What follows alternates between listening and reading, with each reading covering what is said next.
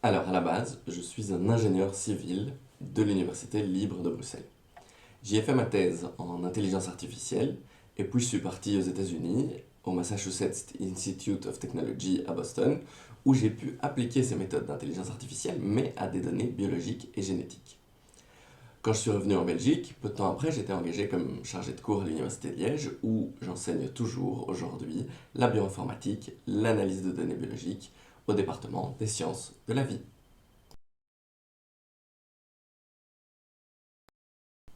On entend beaucoup que les unités de soins intensifs sont essentiellement occupées par des non-vaccinés.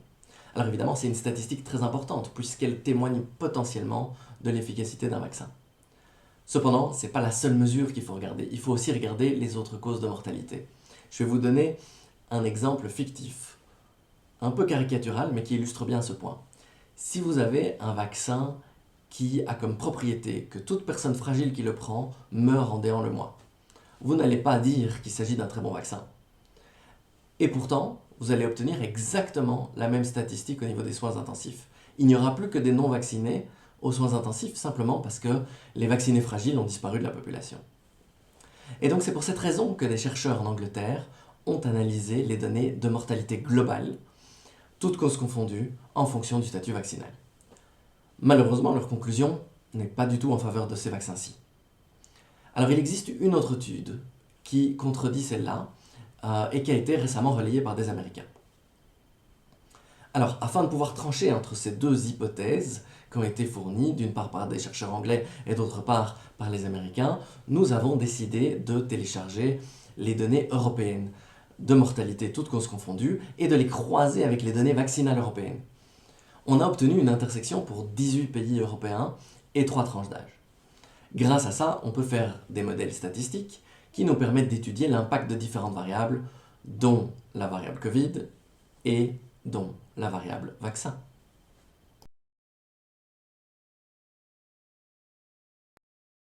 Alors je me trouve ici sur romomo.eu qui donne les excès de mortalité cumulés pour 3 années en Europe, 2019, 2020 et 2021 en bleu clair. Et j'observe en fait que 2021 est une année avec un excès de mortalité qui est quasi le double de 2020, qui elle-même était bien pire que 2019 ici en gris. Maintenant, on va essayer d'expliquer d'où vient cet excédent de mortalité en 2021. On peut quand même déjà observer deux phénomènes un peu étranges. Chez les 15-44 ans, la courbe de mortalité de 2021 suit très très bien celle de 2020 jusqu'à peu près la semaine 16-17. Ici, en semaine 16-17, la courbe se met à décoller et part avec une mortalité excessive qui est bien plus grande.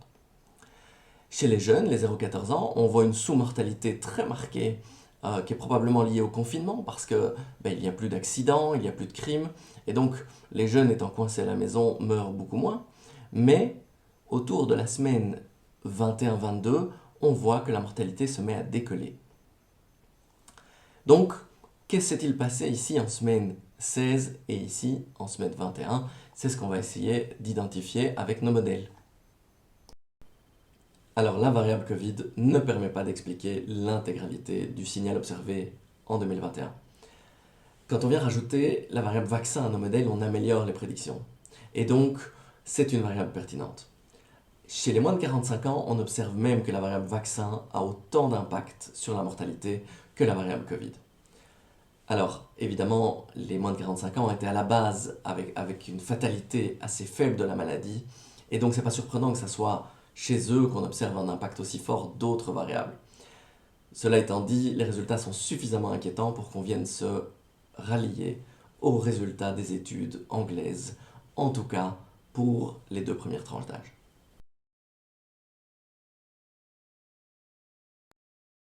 Une explication potentielle à ce qu'on observe ici, c'est une possible toxicité de la protéine spike. Pourquoi? Parce que c'est le point commun de tous les vaccins auxquels on a eu accès en Europe, mais aussi de la maladie elle-même. Alors on peut toujours trouver d'autres explications. La science fonctionne comme ceci. Un modèle est reconnu comme valide parce qu'il fournit les meilleures prédictions jusqu'à présent. Autrement dit, à tout moment, quelqu'un peut venir avec un meilleur modèle ou avec une meilleure variable prédictive et évincer le modèle précédent.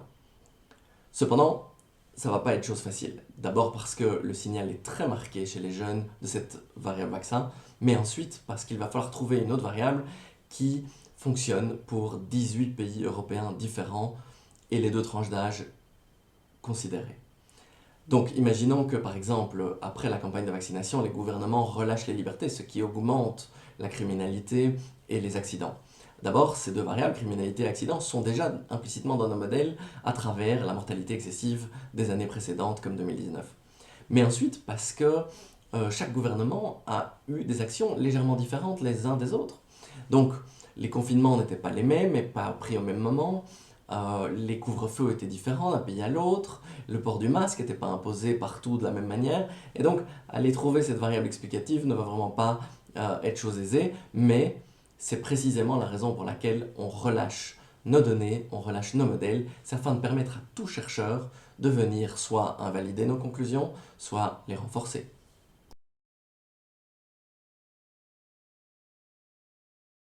Un article, ça met typiquement entre 2 mois et 1 an avant d'être publié.